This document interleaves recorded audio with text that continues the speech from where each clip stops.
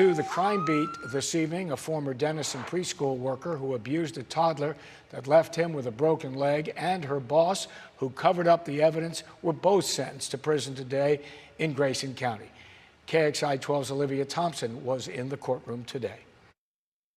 Here in Grayson County, the 397th District Court was filled with tension Tuesday as a former employee of the Wonderful World of You preschool and its former owner awaited sentencing.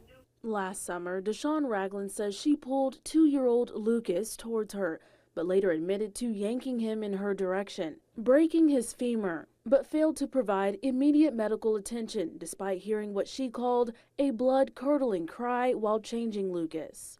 The judge sentenced her to 4 years in prison. Her time served will count towards that number. Ragland's attorney, Jason Jacoby, said surveillance of the incident was so bad, he advised she didn't watch it prior to court. My client cried the whole time when she was watching the physical evidence and the videotape. She was having a hard time with it. Her boss, Shannon White, also arrested for endangering a child and tampering with evidence, admitted to deleting a portion of the video showing Lucas's abuse and lying to police before cooperating with the investigation. The judge sentenced her to 5 years jail time and 5 years probation.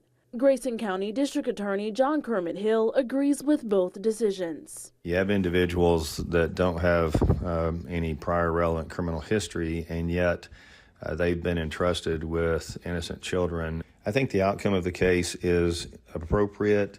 Deshawn Ragland's attorney left the courtroom today confident that his client would be eligible for probation in the near future, but he wouldn't detail how he would go about that.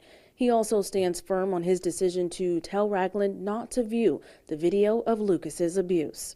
Reporting, Olivia Thompson, KXI 12.